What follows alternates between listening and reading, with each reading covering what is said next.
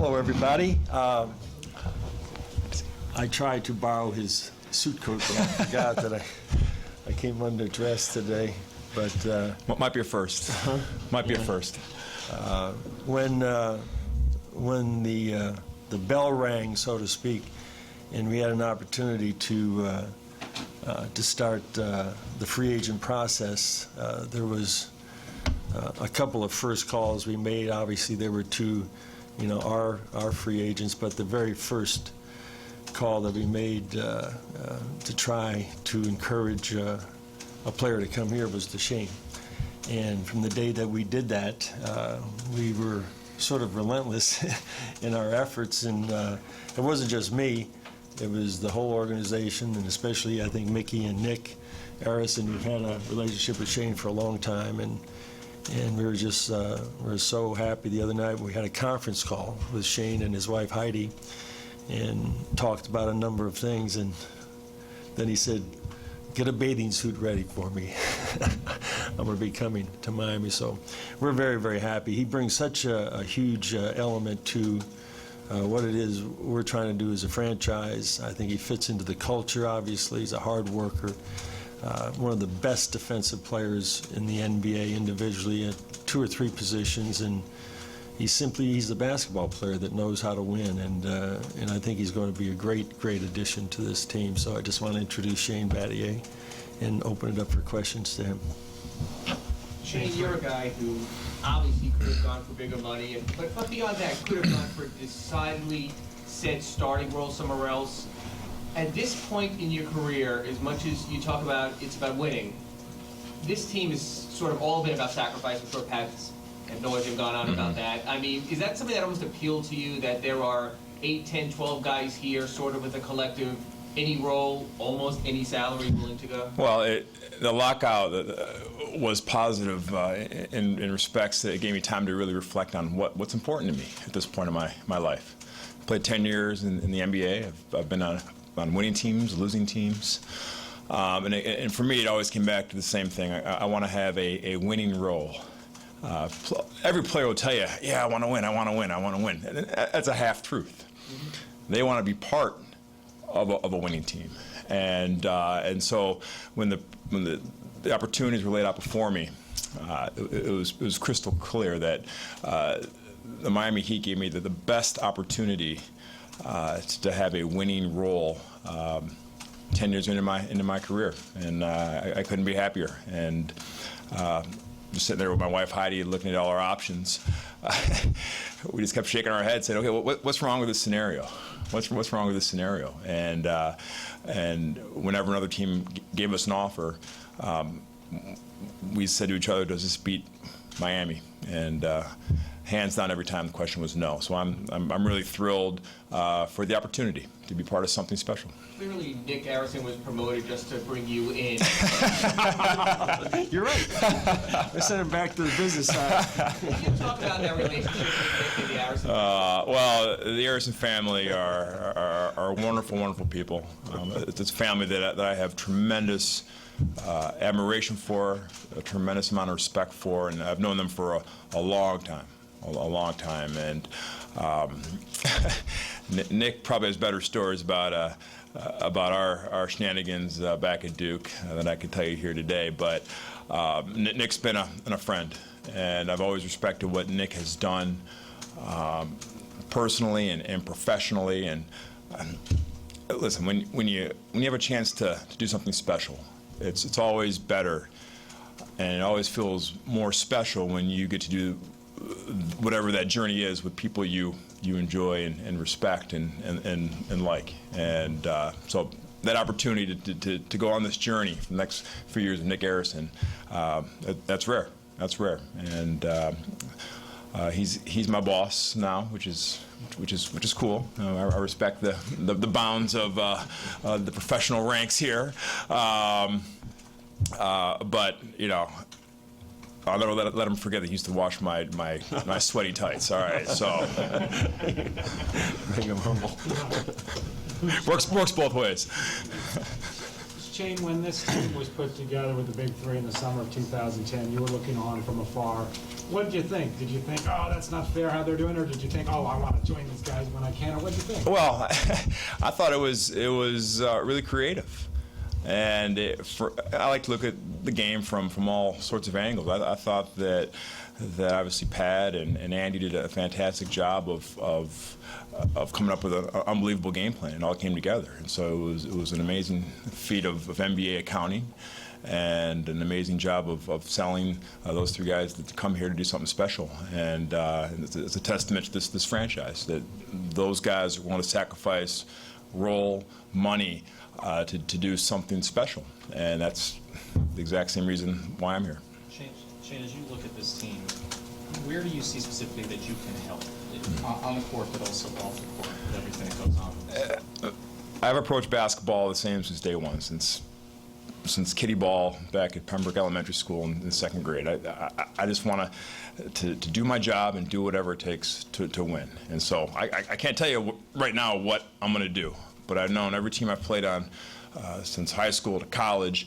I've done what it's taken to help this team that I'm on become better. If that involves waving a towel, you know what? I'm going to be the best darn towel waver in the league. And if it means going out there and playing tough defense, I'm going to do that to the best of my ability. And so the beauty of our team is we're very versatile, and I pride myself on being a versatile player. And I'm excited. I'm excited to see how I'm going to fit in on this team and help this team achieve the ultimate goal. Shane, the perception of this franchise coming out of June was needed upgraded point guard, needed upgraded center. That being the case, the fact that you were Pat's first free agent call, how much weight did that carry? It meant a lot. It meant a lot. Look, anytime a Hall of Famer calls you and says, "We want you," I don't care who you are, that makes you excited.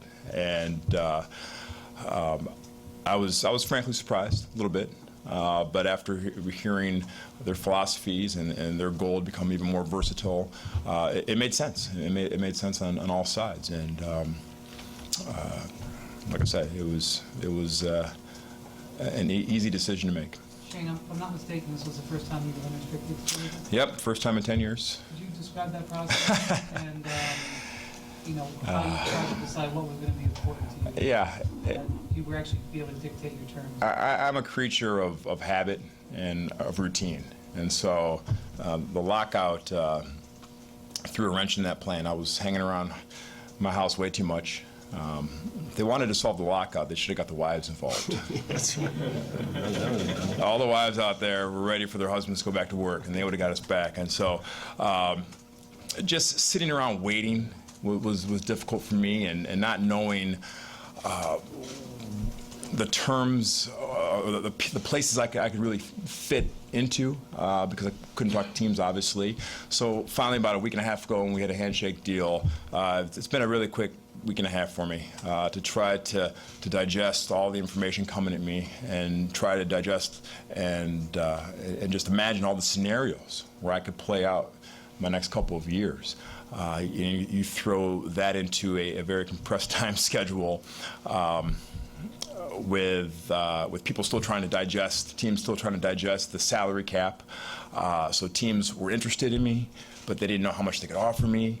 While I knew there were some teams that were really interested and really wanted me, and so it was a difficult standpoint from the standpoint that it just wasn't enough time to digest all the information. But after about 3 days, it became pretty clear that Miami was the team to beat because of what I said. They offered a winning role, and but I'm glad I don't have to go through that process again in a lockout year. Shane, you and Eddie were 2 picks apart in the 01 draft, and obviously took wildly different paths to get here. Just what did you see? As you're looking around trying to get a feel for the place, what did you see from him today? Well, I think Eddie he'd probably tell you that he wishes his career had turned out a little bit different. But he's given an unbelievable opportunity to come to camp and to earn a spot on a championship level team, and we'll see what he's made of. Obviously, our team needs size, and we need someone down in the middle to bang with the likes of Dwight Howard and Andrew Bynum. He's a big guy, I'll tell you that. I ran into a screen that he set today, and I won't be doing that again. And so you hope that he's matured enough to understand that he's got a great opportunity here, and it's up to him to really seize it. Pat, there was a lot of wings on this market, a lot of veteran wings. How did you feel when Shane was the guy you wanted? And it looked like from the signings you made, you wanted to get depth and upgrade at the wings. Why did you go that direction? I think the versatility, first and foremost, always reminded me a little bit of, what I had for 9 years in Los Angeles, and Magic and Cooper and Scott and Worthy, basically as the perimeters that played all different positions. Could play 4s and 3s. Magic could play the 4, even though he couldn't defend the 4. But Worthy would put Magic on a 4. Worthy would play the 3, and I see Shane and Mike Miller, and I see obviously Dwayne and LeBron in almost the same kind of thing. And so Coach has an opportunity, and it makes it a lot easier when you're starting to sub, and who to put who on who. That I thought that Shane could fit that role perfectly. So. He even asked me, he said, is LeBron going to play the 4? I said, at times, he probably will. He said, well, who's going to guard the 4? I said, you'll probably guard the 4, but he'll be the 4 on offense or something, And so I think that versatility and that thought process about how Spo wants to play this year, when we get Mike healthy, we're going to have, I think, 4 of the best, most versatile perimeter guys in the league that can play 1 through 4. Pat, Eric Spolster said you've looked at Shane and maybe tried to get him before, Can you talk about that? Maybe how long you've been trying to land this guy, or any scenarios or anything like that before? Or? Well, he's always been on, on our radar, obviously, but and we've always tried to, at times, acquire him. The price at that time was real high. It was like Dwayne, So we said, well, we had a good thought about that. No, we tried to get him one day with Dwayne, but he always was of great value to his teams, and it was very hard to pry him loose, from anybody. So when he got undone restricted free agency, we, as a group, it wasn't just me, but we as a group, the consensus was his name was right at the top of the list. Shane, how well do you know Dwayne and LeBron off the court? I had a chance to play with Chris, Dwayne, and LeBron in 06. I was on the World Championship team. If you look way down on the roster, way down at the end of the bench, there I was, waving the towel. But I got to know those guys a little bit during that process. And look, those guys they're unbelievable in terms of talent and off the charts. But you don't get to that level if you're not a hard worker. And you take your craft seriously and want to reach those levels, and so that's what I'm really excited to be around. I've always prided myself on being around those type of guys and making those guys better, and that's why I'm here. So I'm really excited to get to know those guys and try to help them be better. Did either of them reach out to you during the process, try to convince you to jump aboard? We traded text messages. And obviously when those guys reach out to you, those are text messages you take back to your wife and say, look who just texted me. We're all fans here. We're all fans, all right. That was all 3? Yes, I got text messages from all 3, and that meant a lot. It meant a lot that they expressed their wishes for me to be in Miami, and that carries a lot of weight, obviously. How did you learn to change relationship with? I'm sorry. Just give me what did you learn about Coach Spolster today that you obviously didn't know before? Well, his reputation around the league is one of preparation and hard work. Obviously, coming from the video room to the head coaching spot of the Miami Heat is impressive in itself. But I'm going to enjoy playing for him. He's a coach that enjoys the cerebral part of the game. And I sort of get off on that too. As weird as that sounds, just the chess match that is basketball, and that's something he and I will be able to talk about. And I'm looking forward to learning a few new tricks from him. You saw from afar what this team went through last season. did that look like fun? And do you think this is going to be fun this year? Does it matter? From afar, no, it did not look fun. From afar, the perception is that it was a chaotic experience that was just hair-raising and a new saga every single day. But when you talk to the guys who are in the locker room, you realize it's just like any other NBA locker room. And you know, NBA locker rooms are a funny place. They're as dysfunctional as any family out there. You get your good days, your bad days, days you can't stand talking to a guy, a day where you just want to hug a guy. This locker room is no different. There are guys getting on each other. There's guys picking each other up, and so I think that's a misperception that I had, and thankfully I know that will be different. But it's like any other locker room in the NBA. Shane's relationship with the Harrison family notwithstanding, you knew what you could offer him, and you knew what a lot of other clubs could offer him. How realistic did you think this was when you made that phone call?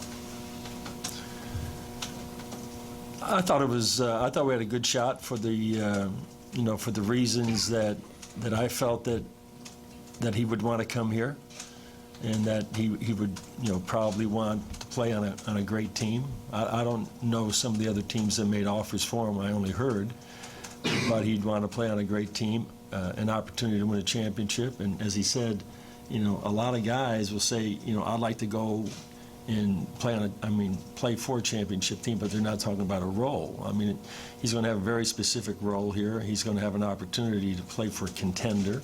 And so, I felt good about it with, Mickey and Nick and Andy and myself, and I think what we laid out for him the best we could, that he knew that's all we had was the mid-level, and he, in the end, made the decision about winning, than going somewhere else. All right, guys, we'll get a photo now with the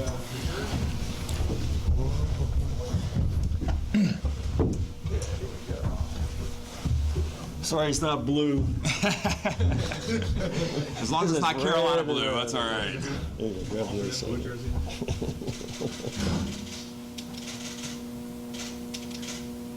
can flip it around to you guys.